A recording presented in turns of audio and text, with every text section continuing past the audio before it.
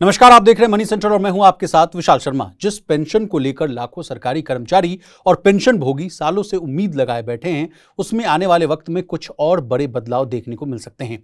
सरकार ने पेंशन व्यवस्था को लेकर एक ऐसा संकेत दिया है जिसने इस पूरे मुद्दे को फिर से चर्चा में ला दिया है। सरकार का कहना है कि समाज की जरूरतें बदल रही हैं, परिवारों की परिस्थितियां वो बदल रही हैं और ऐसे में पेंशन के नियम भी उसी हिसाब से बदलने होंगे। यानी कहानी आज के बदलाव तक ही सीमित नहीं रहेगी, आगे भी नियमों की समीक्षा और सुधार का रास्ता खुला हुआ है, ये कहना है सरकार का। लेकिन अब सरकार ने तो पेंशन को लेकर तमाम बातें कह दी, लेकिन सरकार के इस संकेत का मतलब क्या है? क्या पेंशन भोगियों और सरकारी कर्मचारियों के लिए आने वाले दिनों में कोई और बड़ी राहत दस्तक दे सकती है? और सरकार किन पहलुओं पर सबसे ज्यादा ध्यान दे रही है? इन तमाम सवालों के जवाब आज के मनी सेंटर में ढूंढने की कोशिश करेंगे।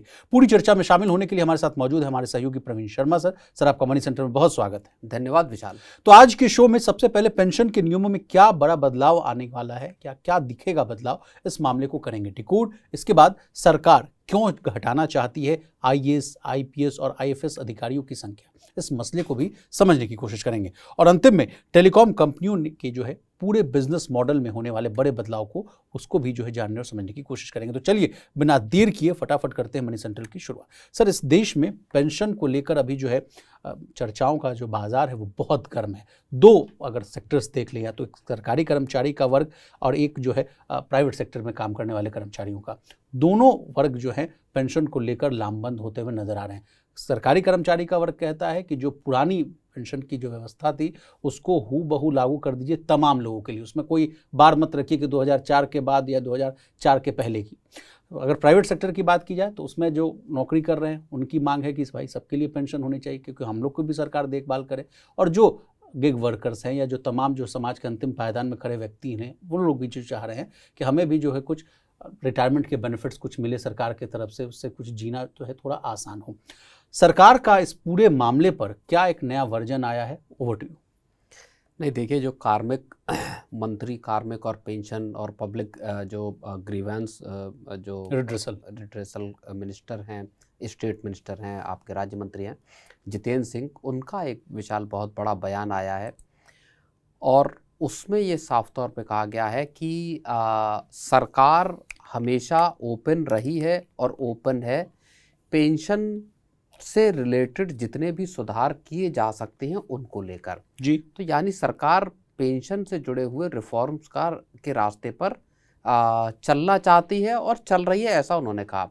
उन्होंने एक बात ये भी कही कि बहुत सारे बदलाव पिछले, अगर आप कुछ वक्त में देखेंगे, फैमिली पेंशन से जुड़े हुए और तमाम दूसरे तरीके के बदलाव किए गए हैं, लेकिन जो सामाजिक जिस तरह से जो ज़रूरतें बदल रही हैं उसके हिसाब से आगे किस तरह के पॉलिसी चेंजेस पेंशन में किए जा सकती हैं, ये करने के लिए सरकार लगातार रिव्यू कर रही है, स्टेक होल्डर्स और पेंशनर्स के साथ बातचीत कर रही है और इसको किया जाएगा। तो विशाल, बड़ी बात यहाँ पर ये निकल कर सामने आ रही है बयान को अगर आप देखें कि आने वाले वक्त में जिस हिसाब से सरकार का जो संकेत आया है वो न सिर्फ केंद्र सरकार के कर्मचारियों के लिए, बल्कि हो सकता है कि जो प्राइवेट सेक्टर के कर्मचारी जो इस बात को लेकर लंबे अरसे से डिमांड कर रहे हैं, उन तमाम तबका है उसके लिए सरकार पेंशन में कुछ बड़े बदलाव आने वाले वक्त में कर सकती है। चलिए, तो सरकार जो गिना रही है कि कुछ काम जो हम लोगों ने किया, जैसे कहा जा रहा है कि तलाकशुदा और अलग रह रही बेटियों को फ़ायदा पहुंचाने की बात की जा रही है। कहा जा रहा है कि महिला सरकारी कर्मचारियों के लिए अहम बदलाव किए गए हैं। इसके अलावा सर, कर्मचारी की नौकरी के दौरान जो अगर मौत होती है तो उस पर भी बड़ी राहत देने की बात कह रही है सरकार। इसके अलावा कहा जा रहा है कि 7 साल की सेवा वाली जो शर्त है वो हटा दी गई है। पहले क्या था कि कर्मचारी की सेवा के दौरान अगर मृत्यु हो जाती थी तो फैमिली पेंशन के लिए कम से कम कहा जाता था कि 7 साल की सेवा पूरा करने का एक शर्त था। तो सरकार ने ये 7 साल वाला जो मैंडेट है उसको खत्म कर दिया था। और इसके अलावा सरकार कह रही है कि सर, पेंशन से जुड़े फॉर्म्स और प्रक्रियाएं को वो आसान बनाया गया है। बेवजह की कागजी कार्रवाई उसको कम करने की कोशिश की गई है। डिजिटल लाइफ सर्टिफिकेट वाला भी मामला जुड़ा हुआ है, उससे भी कहा जा रहा है कि बुजुर्गों को राहत देने की कोशिश की। लेकिन द बिगर पिक्चर की मैं आपसे बात करता हूँ कि इस देश की आबादी धीरे धीरे एजिंग पॉपुलेशन की तरफ बढ़ती हुई जा रही है। अभी तो कहा जा रहा है कि 70% की आबादी इस देश की अब वो 40 साल से कम उम्र की है। लेकिन धीरे धीरे जो डेमोग्राफिक डिविडेंड है सर, वो डेमोग्राफिक बॉम्ब में भी कन्वर्ट होता हुआ दिखेगा। तो उस नज़रिए से क्या आप देख रहे हैं? नहीं देखिए, एक जो चीज़ जितेंद्र सिंह ने कही है वो ये है कि साहब जो पेंशन पॉलिसीज़ हैं उनको सोशल पैरामीटर्स और जो वैल्यू चेंज है उसके हिसाब से बदलना होगा। तो ये जो सरकार बात कह रही है कि आपका जो सामाजिक जिस तरह का ढांचा है, उसकी जो इस तरह की ज़रूरतें हैं, उसके जो पैरामीटर्स हैं, जी। उसके हिसाब से पेंशन से जुड़ी हुई पॉलिसीज़ को इवॉल्व करना होगा। यानी विशाल, सरकार सीधे तौर पर ये मान रही है, जैसा आपने कहा कि 40 साल से कम उम्र या 40 साल तक की उम्र वाले लोगों की आबादी 70% है, लेकिन ये पूरा का पूरा ढांचा अब बदलता हुआ आगे दिखाई देगा। अगले 20-25 साल में, या हम ये कहें कि जब भारत विकसित भारत बनने की तरफ होगा या 2050 की तरफ जब हम होंगे, तब भारत इस डेमोग्राफिक डिविडेंड के लाभ को भी धीरे धीरे कम होता हुआ देखेगा। और इसका असर क्या होगा? इसका सीधे तौर पर असर होगा कि आपको ज़्यादा लोगों को पेंशन देनी होगी। हालांकि उन्होंने ये बात भी कही है कि एक जो मांग उठती है कि साहब रिटायरमेंट के बाद भी काम करने की एक इजाज़त होनी चाहिए, ताकि जो लोग 60 के बाद भी काम कर सकते हैं वो काम कर सकें। और इसके पीछे मकसद वही है कि पेंशन पर जो बोझ है वो किस तरह से कम किया जा सकता है। आपको याद होगा कि चाहे संजीव सान्याल हो या तमाम जो दूसरे इकोनॉमिस्ट हैं, वो बार बार इस बात को रख चुके हैं कि आने वाले वक्त में भारत के लिए बड़ा जो बड़ा चैलेंज होगा वो ये होगा कि एक बड़ी आबादी को आपको उसकी पेंशन की ज़रूरतों को पूरा करना होगा। लोग रिटायर हो रहे होंगे, उनको पेंशन देनी पड़ेगी, और जो कमा रहे होंगे और टैक्स दे रहे होंगे उनकी तादाद कम हो रही होगी। तो कुल मिलाकर आज जो जितेंद्र सिंह का जो बयान है, जो एक सेमिनार में उन्होंने दिया, वो इस बात की तरफ इशारा करता है कि सरकार फ्लेक्सिबल है, पॉलिसीज फ्लेक्सिबल है, पेंशन से जुड़ी हुई कोई भी व्यवस्था स्टैटिक नहीं है, ये डायनेमिक है, यहाँ पर बदलाव आप देख सकते हैं। अब इसके असर क्या हो सकते हैं विशाल, ये एक महत्वपूर्ण चीज़ है। एक जो बात जो आपने कही कि लगातार पुरानी पेंशन व्यवस्था की डिमांड कर रहे हैं लोग, क्या पुरानी पेंशन व्यवस्था को सरकार लेकर आएगी? देखिए, सीधे तौर पर या अगले कुछ वक्त तक सरकार इस चीज़ से बचने की कोशिश करेगी। सरकार की कोशिश जो यहाँ दिखाई दे रही विशाल, वो ये है कि एनपीएस के तहत ही यूपीएस को में ऐसे बदलाव किए जाएं जो कर्मचारियों की, या जो 50% पक्की पेंशन देने का जो वादा है उसको किस तरह से पूरा किया जा सकता है। इन चीज़ों में, इस तरह के नियमों में सरकार इनिशियली बदलाव कर सकती है। लेकिन सर, आपने अपने संबोधन में कहा कि 60 के बाद भी काम करने की आज़ादी की जो डिमांड की गई है, क्या उसके पीछे ये तर्क है कि जिस तरह से लाइफ एक्सपेक्टेंसी रेट जो है वो बढ़ता हुआ दिख रहा है, इसकी वजह से ये मांग की जा रही है कि भाई अब बेहतर लाइफस्टाइल, बेहतर हेल्थ केयर है, अच्छा रहन सहन है, इस वजह से लोग जो है अधिक जी रहे हैं, इसलिए कहा जा रहा है कि 60 के बाद भी आगे काम करने की इजाज़त दी नहीं, जाए? बिल्कुल। और इसका एक पर्सपेक्टिव तो ये है कि चलिए लोगों की मान लीजिए सेहत ठीक है, लोग काम कर सकते हैं, तो उनको मौका दिया जाए। दूसरा इसका नज़रिया ये भी हो सकता है कि आप अगर 60 के बाद काम कर रहे हैं तो आपकी पेंशन पर डिपेंडेंसी उतनी कम है। एक जो सोशल क्राइसिस डेवलप हो उसको इस तरीके से रोका जा सकता है कि अगर आपको काम मिल रहा है, अगर आप काम कर सकते हैं, तो आप उस काम को करिए जिसके जरिए आप अपनी पेंशन की पे जो निर्भरता है उसको कम किया जाए। सर, अब यूपीएस की बात आपने छेड़ी, तो यूपीएस को लेकर मैं जहां तक समझ पा रहा हूं कि 1,18,000 लोगों ने ही जो है आसपास उन्होंने जो है एनपीएस से जो है यूपीएस में शिफ्ट किया।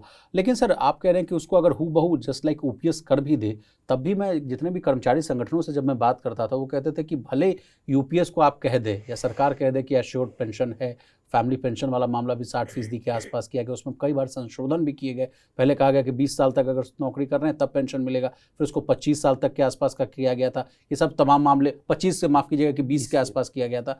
इसके बावजूद भी तो लोग यूपीएस को लेकर, मतलब मुझे लगता है कि बिग नो है। तो क्या नो एनपीएस नो यूपीएस फिर से वही ओपीएस वाली बात रहेगी? नहीं देखिए, जितने मेमोरेंडम आए, जितने कर्मचारी संगठन जो डिमांड कर रहे हैं 8th पे कमीशन से हो या उसके इतर आंदोलन भी जो किए गए जंतर मंतर पर और दूसरी जगह, डिमांड सबकी यही है मोटे तौर पर कि आप ओपीएस को वापस लेकर आएं। लेकिन सरकार आप देखिए अलग अलग मंचों से और संसद में कई दफ़ा इस सत्र को देख लीजिए या पिछले सत्र को देख लीजिए, सरकार बार बार इस बात को कहती हुई आई है कि हमारा पुरानी पेंशन व्यवस्था को लाने का कोई इरादा नहीं है, सरकार इसको नहीं लेकर आएगी जी। अब किया क्या जा सकता है या सरकार करने की क्या, जैसा जो जितेंद्र सिंह का जो बयान है उस हिसाब से अगर हम बात करें, उनका कहना है कि साहब ये कोई एक स्थिर व्यवस्था नहीं है, कोई भी पेंशन से जुड़ी कोई भी व्यवस्था स्थिर नहीं है, इसमें बदलाव किए जा सकते हैं। जी। ये एक बड़ा चेंज है, मैं ये मानता हूँ। इसका मतलब ये है कि सरकार ओपन है और उन्होंने ये भी कहा कि हम स्टेक होल्डर हों या पेंशनर्स हैं, इन सबके साथ बात करके उनके फीडबैक और उनके सुझाव, उनकी मांगे, उस सबको सुनकर हम बदलाव करना चाहते हैं। अब सीधे तौर पर क्या सरकार नेक्स्ट स्टेप में ओपीएस को लेकर आएगी, मुझे लगता है ये थोड़ा सा मुश्किल होगा। सरकार की कोशिश ये होगी कि अभी भी यूपीएस को ज़्यादा ल्यूक्रेटिव बनाया जाए, एक चीज़। दूसरी चीज़, जो अभी सरकार ने यूपीएस को बंद कर दिया है कि साहब अब कोई नई एंट्री नहीं होगी, तो क्या सरकार या तो एनपीएस को और बेहतर बनाए या यूपीएस में एंट्री का फिर से ऑप्शन खोल दे कि जो चाहे अब वो एनपीएस से यूपीएस में शिफ्ट कर सकता है। तो ऑप्शंस अब सरकार के पास खुले हुए बहुत सारे हैं, जिसके जरिए सरकार ये कोशिश कर सकती है कि जो तमाम जो सरकारी कर्मचारियों का तबका है वो इस जो अब उसको संतुष्ट किया जा सके बेसिकली। सर, जितेंद्र सिंह साहब ने एक और अच्छी बात कही कि पेंशन भोगियों के जो सुझाव हैं उनको महत्व दिया जाएगा। तो उन्होंने शायद जंतर मंतर के तरफ जो है अपनी आंखें या निगाहें नहीं फेराई। मैं समझता हूं कि इस देश के करोड़ों पेंशनर्स जो हैं जंतर मंतर पर एकत्रित हैं, चाहे वो EPS 95 वाले हों या जो सरकारी कर्मचारी का वर्ग है जिसको मैंने कवर भी किया था, वो भी ओपीएस की डिमांड को, ओपीएस वाली बात को आपने समझा दिया। लेकिन व्हाट अबाउट EPS 95 सर? कल की भी खबर है सर कि बाहर तो पेंशनर समाज है वो कह रहा है कि भाई इसको जल्द जो EPS 95 या जिसको आप कहिए EPS 2026 उसके तहत जो न्यूनतम पेंशन वो 1000 रुपये के आसपास मिल रही है, उसको लेकर कहा जा रहा है कि इसको अति शीघ्र, ये मत हमें सुनाइए कि एक्चुअल डेफिसिट है, सरकार ऑलरेडी कंट्रीब्यूट कर रही है, उसके लिए अलग से बजट का प्रावधान किया जा चुका है, उसके बावजूद सरकार जो है 1000 रुपये को 7500 या 9000 या 12000 नहीं कर रही। इस पर आपका क्या कहना है? नहीं, बिल्कुल, अभी आंदोलन हुआ जंतर मंतर पर, जिसमें जो सरकार से जुड़ा संगठन भारतीय मजदूर संघ वो भी शामिल है और वहाँ 7500 रुपये EPS 95 के तहत पेंशन करने की मांग है। और उसके अलावा जो अनस्किल्ड वर्कर्स हैं उनकी सैलरी को विशाल 30,000 रुपये करने की भी डिमांड यहाँ पर उठाई गई। लेकिन अब बात करें अगर हम कि EPS 95 में या 2026 को अगर हम कहें उसमें क्या बदलाव हो सकता है, क्या सरकार लेकर आएगी। जितेंद्र सिंह का बयान वैसे तो अगर आप देखें तो जो प्राइवेट सेक्टर है उसको लेबर मिनिस्ट्री हैंडल करती है, जितेंद्र सिंह का जो सरकारी लोगों का जो की पेंशन और बाकी उनके जो मसले हैं उसको देखते हैं। लेकिन ये बयान दरअसल सरकार की ओवरऑल सोच को रिफ्लेक्ट करता है और जितेंद्र सिंह ने ऐसे ये बयान नहीं दिया होगा, बहुत सोच समझकर ये बयान दिया होगा। जो अलग अलग जब भी पेंशन से जुड़ा कोई फैसला होगा या सरकार करेगी, पॉलिसी लेवल पर कोई रिफॉर्म अगर करेगी, तो उसमें जो तमाम विभाग हैं सरकार का टॉप लेवल, वो सब इन्वॉल्व होंगे और केवल इस बात का ध्यान नहीं रखा जाएगा कि साहब केवल सरकारी जो कर्मचारी हैं उनके लिए हम रिफॉर्म करें, बाकी का जो बड़ा तबका है जिसमें चाहे गिग वर्कर हों या आपके ऑर्गेनाइज्ड सेक्टर के मजदूर हों, इनको अछूता रखा जाए। तो इस बात की पूरी संभावना और गुंजाइश है कि आगे चलकर EPS 95 को में भी जो पॉलिसी लेवल के जो चेंज है जिसको 7500 करने की मांग है, उस पर भी कोई बड़ा कदम सरकार उठाए और रास्ता उसके लिए यहाँ से दिखाई दे रहा है मिलता हुआ। यह संकेत जो है वो जितेंद्र सिंह ने इसका दिया है। मैंने इसलिए भी EPS 95 वाला मामला उठाया क्योंकि सर हाल फिलहाल में बहुत बड़ा जो है इस पर एक्शन देखने को मिला था। जो 15,000 की जो वेज सीलिंग की जो लिमिट थी उसको फटाक से 25,000 तक करने की बात की गई थी। उसके बाद ये बड़े कयास लगाए जा रहे थे कि लगता है कि अब नेक्स्ट कोर्स ऑफ एक्शन जो है वो EPS 95 की जो मिनिमम पेंशन वो 1000 से लेकर जो सीधे 7500 वाली बात पर जो है होता हुआ दिखेगा। लेकिन चलिए सर आगे बढ़ते हैं। आर्थिक तंगी से जूझ रही हिमाचल प्रदेश सरकार अब IAS, IPS और IFS अधिकारियों की संख्या कम करने जा रही। हिमाचल प्रदेश में अब सवाल जो है सिर्फ ये नहीं है कि सरकार के पास कितने अफसर होने चाहिए, सवाल ये है कि सरकारी खजाने पर बढ़ते बोझ को आखिर रोका कैसे जाए। एक तरफ राज्य की वित्तीय स्थिति लगातार दबाव में है, राजस्व घाटा जो है हजारों करोड़ का है, कर्ज और ब्याज का बोझ वो बढ़ रहा है, वेतन पेंशन जैसे खर्च जो है बजट की बड़ी हिस्सेदारी खा रहे हैं। दूसरी तरफ सरकार ने करीब 1.36 लाख कर्मचारियों को जो है ओल्ड पेंशन स्कीम यानी ओपीएस का फायदा दिया, जिसे मुख्यमंत्री खुद किसी भी कीमत पर बंद न करने की बात कह चुके हैं। ऐसे में अब सरकार ने एक और बड़ा रास्ता चुन लिया, अफसरों की संख्या घटाने का। आईएएस, आईपीएस और आईएफएस कैडर को छोटा करने की तैयारी है।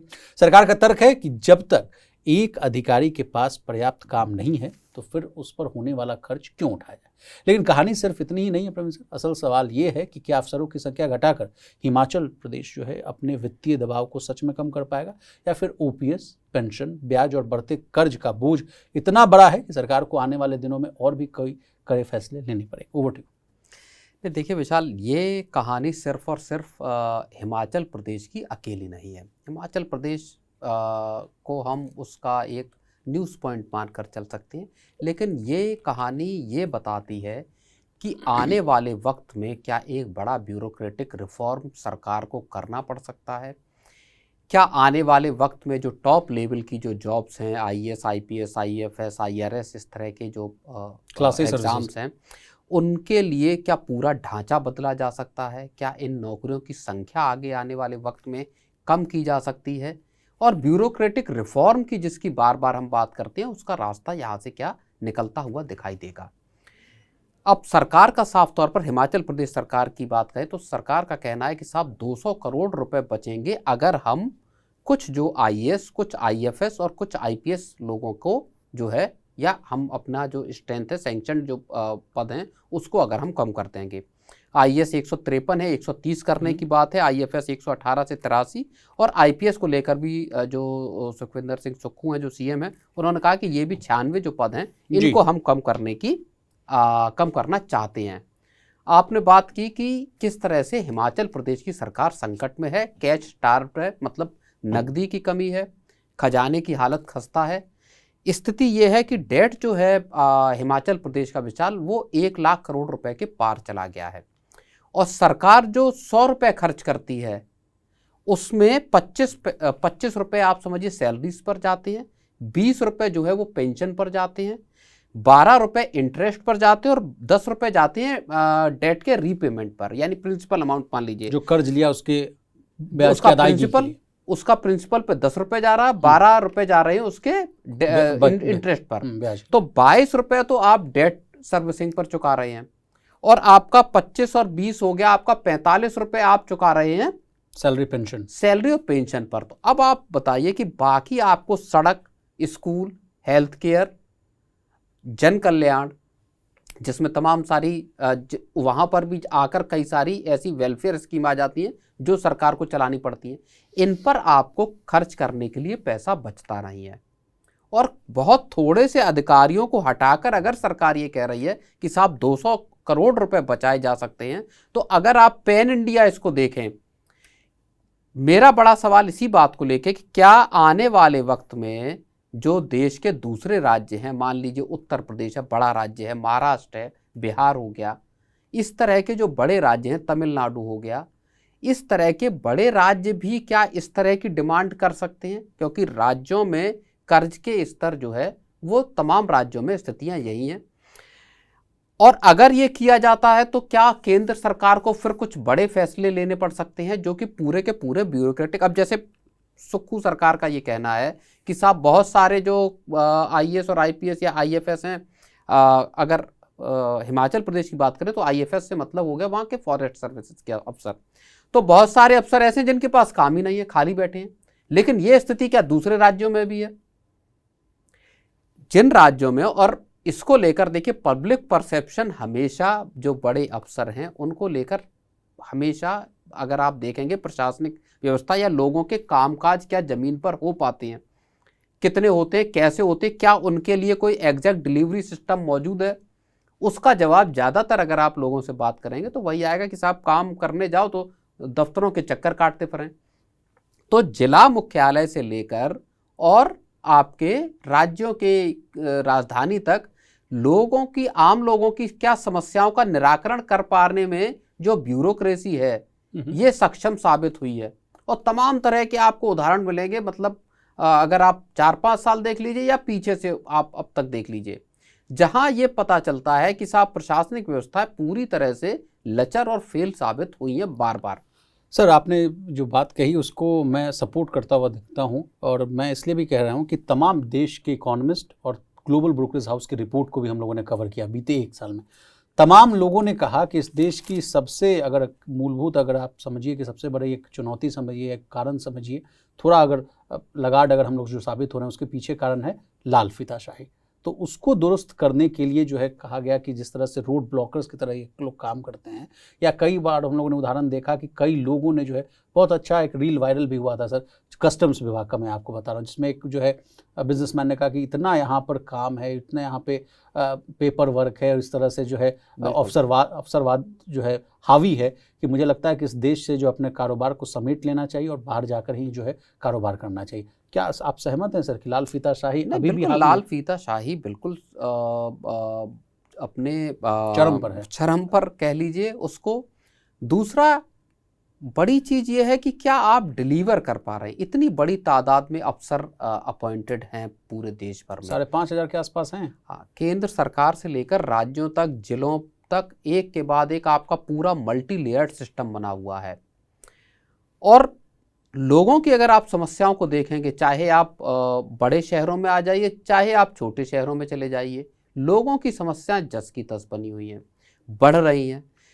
रिश्वत को अगर आप देख लीजिए, ब्राइबरी को देख लीजिए, उसमें आपको कहीं कोई देश में हिस्सा ऐसा नहीं होगा जहां आपको ये लगे कि नहीं साहब यहाँ मामला ठीक है। पूरा नीचे से टॉप टू बॉटम आप देखिए, जो रिश्वत का जो चक्र है वो पूरी तरह से सर एक फैला बानगी हुआ है। मैं आपको बताना चाहूँगा कि अभी जो है यूपीएससी से मतलब रैंक बहुत अच्छा मिला उनको, आईपीएस में, माफ़ कीजिएगा, आईपीएस में उनकी जो है नियुक्ति भी हो गई, अभी वो ट्रेनिंग में है। और उन अफसर साहब को लेकर एक बड़ी खबर ये आ रही है कि अभी फील्ड में आए भी नहीं है, मतलब समझिए कि वो अभी सीख साख ही रहेंगे कैसे काम करना है, आईपीएस का क्या काम है। उसी दौरान जो है 1 करोड़ रुपए घूस को लेकर जो है उनका जो है रोज एवेन्यू कोर्ट दिल्ली में जो मामला चल रहा है सर, ये हालत है इस देश का। आप स्टेट पीसीएस का देख लीजिए, राजस्थान से जो है एक खबर आती है कि वो मॉक टेस्ट में जब आप तैयारी कर रहे होते हैं, वहाँ तो बड़े ऊंचे वैल्यूएशन मोरल की बात वो करते हुए दिखते हैं कि नहीं हम देश में जाएंगे, हम सिस्टम में जाएंगे तो देश को बदल देंगे।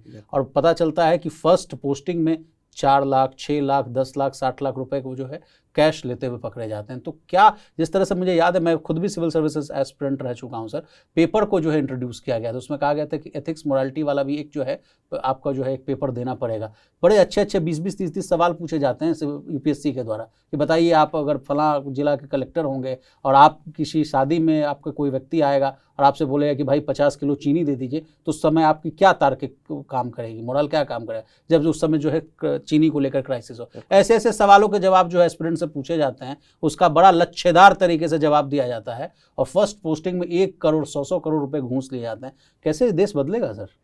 नहीं बिल्कुल। और रिश्वत के मामले में अगर कहा जाए तो जाहिर तौर पर चीज़ें जैसी बता रहे हैं। अब इनफैक्ट देखिए, सरकार तमाम जो अफसरों के, चाहे न केवल केंद्र सरकार के जो बड़े अफसर हैं इनके लिए, बल्कि राज्यों में भी आपको अपने हलफनामे भरने पड़ते हैं, सरकार को जमा कराना पड़ता है, एसेट डिक्लेरेशन हर साल, एसेट डिक्लेरेशन। उसके बावजूद जिसके यहाँ छापा पड़ जाता है थोड़ी बहुत छानबीन करके, उसके यहाँ करोड़ों की, बल्कि बाबू चपरासी लेवल के लोगों के करोड़ों की संपत्ति निकल आती है। तो सवाल एक ये पैदा हो जाता है विशाल कि जो लोग हलफनामे दे रहे हैं, क्या उनका, मान लीजिए मुझसे हलफनामा मांगा, मैंने अपना उठाया और भर के भेज दिया, लेकिन क्या उस हलफनामे को क्रॉस चेक किया जा रहा है? क्या ग्राउंड पर जाकर ये देखा जा रहा है कि किसी एक आईएएस या एक आईपीएस या दूसरे अफसर ने कितना पैसा जमा कर लिया है, कितनी जगहों पर बंगले, कितने बड़े बड़े फार्म हाउस बना लिए? कई मामलों में ऐसे लोग पकड़े भी गए। सर वो हलफनामा जानते हैं कब चेक होता है? जब आपके यहाँ छापा पड़ेगा तो उससे मिलान किया जाता है कि अच्छा आपने हलफनामे में लिखा कि 1 करोड़ की संपत्ति है, अब पाया गया 100 करोड़। फिर वो exercise futile exercise exactly sir, कि जिसका कोई पर्पस नहीं। आपने, आपसे पूछा गया, आपने जो मन में आया, या आपकी संपत्ति 100 करोड़ है, आपने उठा के 1 करोड़ बता दी, 99% आप संपत्ति को अपने को छिपा गए, या आपने जो दूसरों के नाम से अपनी संपत्तियां कर ली, इन चीज़ों को चेक करने की जिम्मेदारी नहीं हुई। दूसरी बात एक बड़ी विशाल ये है कि जो पॉलिसी बनाई जा रही है, पॉलिसी बनाने का काम नेताओं का कम है, ब्यूरोक्रेट्स का ज़्यादा है। बोला जाता था उस कि पर स्टील फ्रेम ऑफ इंडिया है। हाँ, पूरे के पूरा जो आपका पॉलिसी मेकिंग है, उसमें नेताओं की मदद अफसर करते हैं।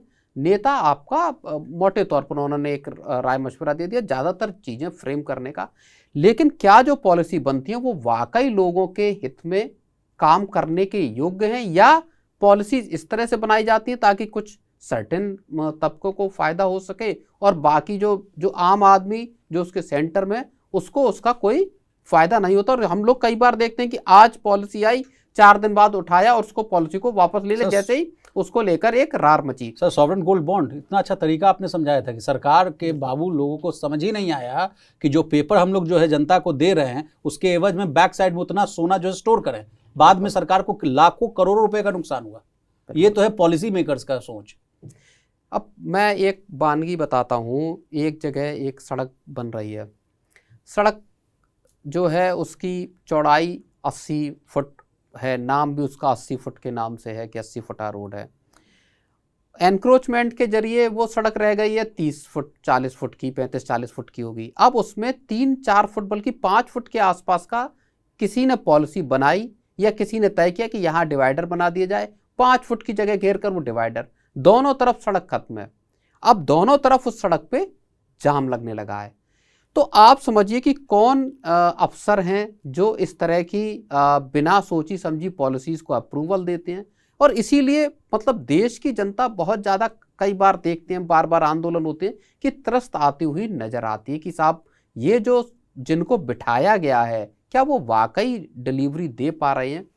और इसीलिए बात ये भी आती है कि जितने पद सैंक्शन हैं वाकई उनमें से कितनों की ज़रूरत है, क्या पदों को श्रिंक करना जरूरी है, किस तरह से इस ब्यूरोक्रेसी में बड़े रिफॉर्म लाए जा सकते हैं। तो ये कई सवाल ऐसे पैदा हुए हैं जो सुखविंदर सुक्खू सरकार के एक फैसले के बाद अब बाहर आते हुए दिखाई दे रहे हैं। लेकिन सर, अब दूसरा पक्ष भी समझ लेते हैं। जिस तरह से आप कह रहे हैं कि जो है पदों की संख्या श्रिंक हो जाएगी, तो मैं लगातार देख रहा हूँ हो जाएगी नहीं, मैं ये कह रहा हूँ कि क्या हो सकती है, करनी पड़ेगी आगे चल के सरकार को। सही बात है। आज स्टेट्स अगर रिक्वायरमेंट अपनी कहेंगे कि भाई हमारी रिक्वायरमेंट 100 से 50 हो गई है, तो भाई केंद्र सरकार या यूपीएससी उतनी वैकेंसी निकालेगा ही नहीं, मैं ये बात कह रहा हूँ। लेकिन सर, एक वर्ग ये भी है इस देश का जो ये कहता है कि एक समय था, हमारे पिताजी के समय में 2-2 हज़ार या समझिए कि 1,500 हज़ार जो है पोस्ट निकलते थे आईएएस के, आईपीएस के, आईएफएस के, यानी यूपीएससी के फॉर्म से निकलते थे। तो कहा जाता था कि 1500 की वैकेंसी आई है, 2200 की वैकेंसी आई है। अब हालत ऐसी है सर कि 600, 700, 800 के आसपास ही वैकेंसी आती है। अगर ये स्थिति रही तो इस देश का एक बड़ा वर्ग है, 20 से 25 लाख समझिए, कि जो हर साल जो है यूपीएससी का पीटी का जो फॉर्म वो बढ़ता है। उसको ये लालसा है कि मैं बाबू बनूं, जो है लाल बत्ती वाला वो चीज़ तो वीकेंड लाइट खत्म हो गई, लेकिन वो जो है अमला जामा ये समझ रहे हैं ना कि बड़ा बंगला, फोर्स और ये सब तमाम सुख सुविधाओं को भोगूं, देश की भी सेवा करूं, उनको तो बड़ी निराशा होगी। निराशा होगी और निराशा होनी भी चाहिए। इस देश का फ्यूचर विशाल 600 या 700 आईएएस या जो अगर हम यूपीएससी के जो पद टोटल निकल रहे हैं उसमें निहित नहीं है। ना इस देश का फ्यूचर निहित है, ना इस देश का हित निहित है इस चीज़ में जी। अगर 23 लाख 24 लाख अगर बच्चे यूपीएससी की तैयारी कर रहे हैं या किसी भी राज्य के पीएससी की तैयारी कर रहे हैं, तो वो वाकई एक चिंताजनक स्थिति है। और ऐसी चिंताजनक स्थिति है जिस पर इस पूरे 70 साल के आज़ादी के बाद के, बल्कि हमने 80वां आज़ादी की सालगिरह मनाई, इस पूरे पीरियड में किसी ने इस बात पर गौर नहीं किया कि क्या हम अगले 10 साल, अगले 5 साल, अगले 3 साल में इतनी व्यापक नौकरियां पैदा कर पाएंगे। क्या सरकार इतनी नौकरियां दे सकती है? क्या 600 नौकरियों के उसमें एवरेज में आपके 23 लाख या 20 लाख भी अगर आप मान लीजिए लोग एस्पिरेंट आ रहे हैं, क्या उनको भरा जा सकता है? ये लोग 4 साल, 5 साल या 6 साल तैयारी करने के बाद कहाँ खपेंगे? इनके रिहेबिलिटेशन, अगर मैं वर्ड यूज़ करूं, इनके रिहेबिलिटेशन की क्या सरकार के पास योजना है? एक वक्त हुआ करता था जिलों में रोजगार कार्यालय हुआ करते थे। आप रोजगार कार्यालय जाइए, वहाँ से एक नंबर ले लीजिए, अपना नाम बता दीजिए, अपनी क्वालिफिकेशन वगैरह कुछ फॉर्म देकर एक नंबर ले लीजिए, बैठे रहिए। उसके बाद उन रोजगार कार्यालयों ने आज तक क्या काम किया, ईश्वर जाने कि आज तक क्या हुआ। तो इस देश की नौकरियों की समस्या, आपके 600-700 पोजीशन जो आईएएस की निकलेंगी, या राज्यों में मान लीजिए 800-700 की पोजीशन निकल रही हैं, वो कभी पूरी नहीं कर पाएंगी। और ना इस एजुकेशन सिस्टम को इस तरह की व्यवस्था क्रिएट करनी चाहिए सरकारों के जरिए, जहां पर कि लोग इस बात के लिए, और देखिए वित्त मंत्री ने अभी बयान दिया कि आपने बीए कर लिया, बीए के बाद एमए कर लिया, अब एमए के बाद क्या करेंगे। तो सरकारी नौकरियों में उनको जाना चाहिए जिनको वाकई लगता है कि वो पॉलिसी में काम करने के लायक हैं या करना चाहिए। टेक्नोक्रेट्स को जाना चाहिए जो इकोनॉमिस्ट हैं या जो फील्ड स्पेशलिस्ट हैं। तो मुझे लगता है कि कोई ना कोई सरकार कभी ना कभी एक दृढ़ निश्चय इस तरह का लेगी, जहां पर इस देश के जो सरकार, जैसे अब मोदी सरकार तमाम तरह के रिफॉर्म किए, आपके इकोनॉमी से लेकर नेशनल सिक्योरिटी तक, कोई सरकार ऐसी भी आएगी जो इस पूरे के पूरे जो फ्रेमवर्क है इसको आमूल-चूल तरीके से विशाल बदलाव करेगी। लेकिन सर, ले ऑफ के दौर में समझिए हम लोग समझते थे कि सरकारी नौकरी और खासकर क्लास 1 सर्विसेज के जो लोग हैं उनकी नौकरी कहाँ जाएगी, वो एक तरह से ले ऑफ वाली ही खबर है सर। जिस तरह से हम लोग अमेजन में या जिस तरह से हम लोग प्राइवेट सेक्टर में देखते हैं कि तमाम कंपनियां जो कहती हैं कि जियो पॉलिटिकल टेंशंस जो हैं इस वजह से मूड माहौल ठीक नहीं, सरकार की नौकरियों के पीछे भागने का जानते विशाल सबसे बड़ा तर्क क्या है, सबसे बड़ा अट्रैक्शन क्या है? Job security. Job security. सरकार में आप एक बार घुस जाइए, अब आपके 60 साल तक कम से कम आपकी जीवन सुनिश्चित, विदाउट पैसा सुनिश्चित, accountability near to zero, pension, और आपके पास अतिरिक्त अवसर है अंधाधुंध पैसा कमाने का। ये 3-4 पॉइंट ऐसे हैं जो हर बच्चे को या तमाम बच्चों को खींचते हैं इस तरफ कि गुरु एक बार पीएचडी की है, उसके बाद चतुर्थ श्रेणी कर्मचारी के लिए अगर आप आवेदन कर रहे हैं तो सिर्फ और सिर्फ एक मंशा है कि किसी तरह से आप इस सिस्टम का हिस्सा हो जाएं, जहां 60 साल तक अब आपको कुछ नहीं करना, अब आप बैठिए और पैसा कमाइए हर महीने। जिस दिन आप सरकारी नौकरियों को वल्नरेबल बना देंगे, जिस दिन आपकी अकाउंटेबिलिटी के आधार पर, जैसे मान लीजिए मैं एक बहुत दिन से मेरे दिमाग में ये आइडिया था, जब सरकार अग्निवीर लेकर आई, 4 साल की आपने सर्विस का प्रॉमिस किया, उसके बाद आप बाहर जाइए, हम 25% को एकोमोडेट करेंगे, बाकी लोगों को हम आरक्षण देंगे कि साहब आप सीएपीएफ में जाते हैं या स्टेट पुलिस में जाते हैं, आपको एक कोटा है 25%, 20%, जो राज्य चाहे जैसे।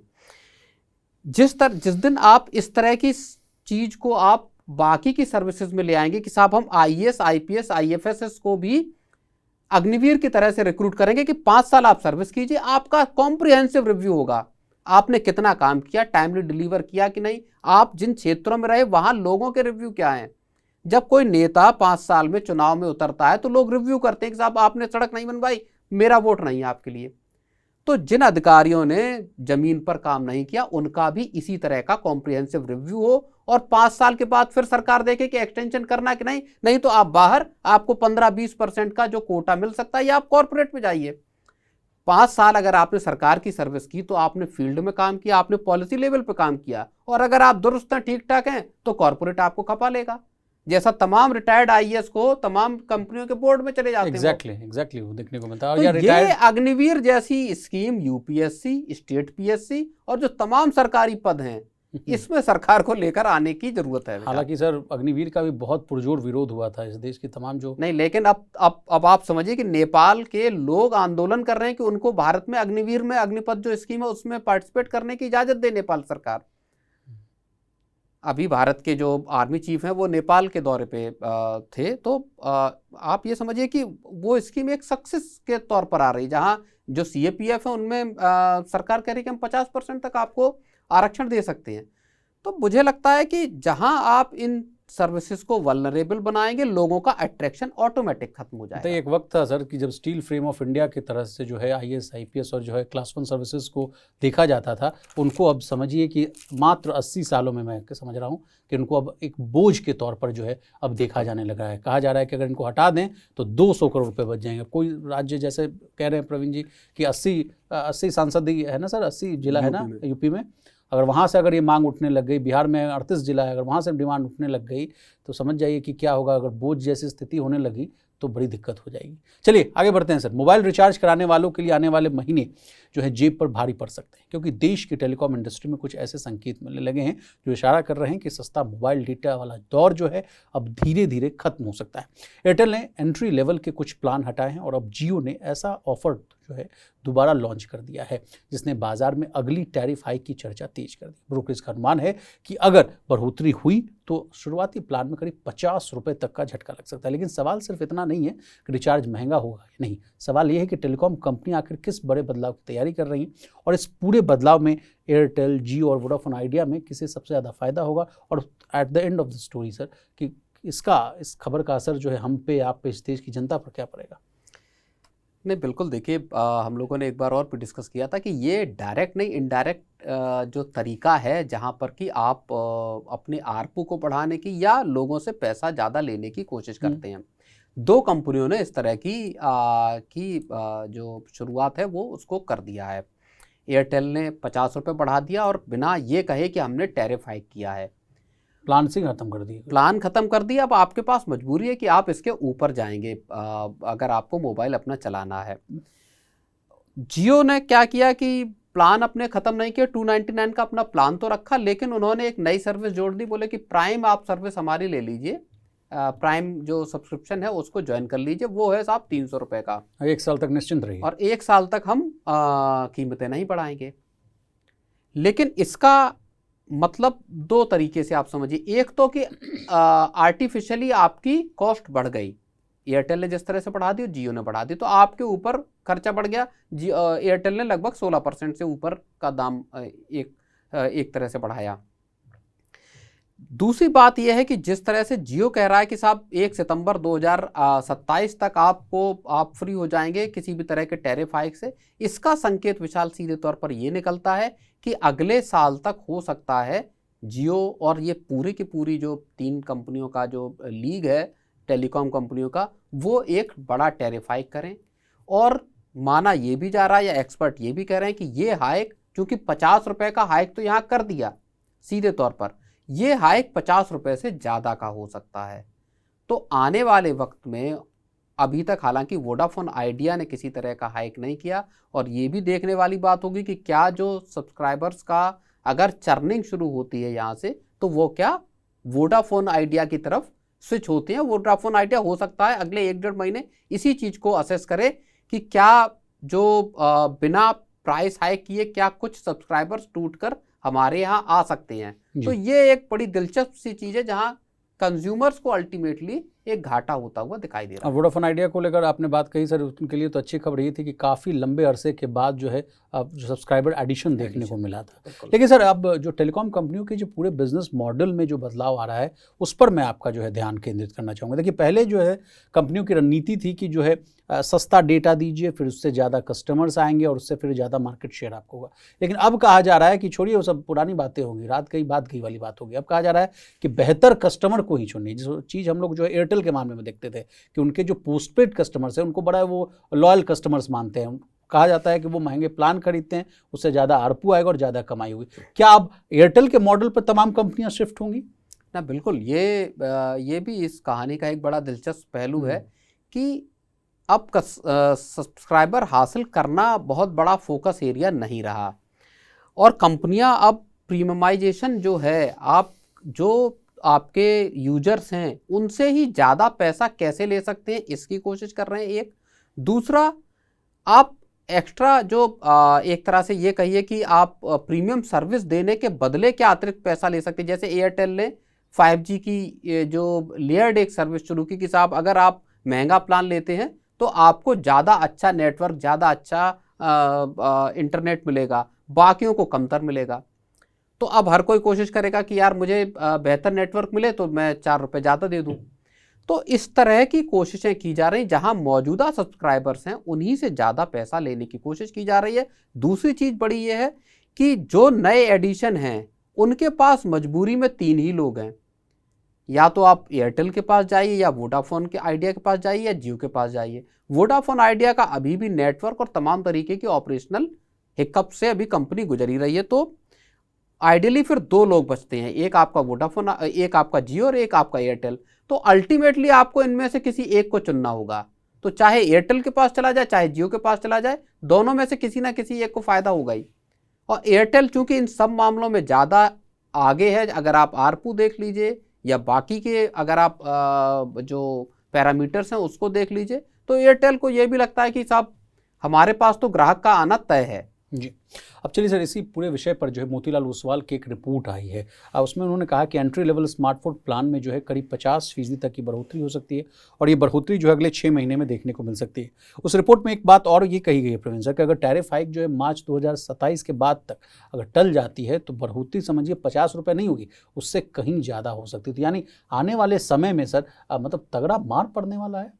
बिल्कुल, और ये बात अब कही जा रही है कि अगले साल हो सकता है कि आप फरवरी मार्च या उसके बाद जो है वो जो टेलीकॉम कंपनियां हैं वो एक नए सिरे से प्राइस हाइक करें, और माना ये जा रहा है कि ये 15% से भी ऊपर का प्राइस हाइक विशाल हो सकता है। चलिए प्रवीण सर, आपका बहुत शुक्रिया, आपने कीमती समय निकाला, तमाम विषय को बहुत ही आसान भाषा में विस्तार से समझाने की कोशिश की। तो आज के मनी सेंटर में बस इतना ही। इसी तरह देश, दुनिया और बिजनेस जगत से जुड़ी तमाम ताज़ा तरीन खबरों के लिए बने रहिए हमारे साथ और देखते रहिए मनी।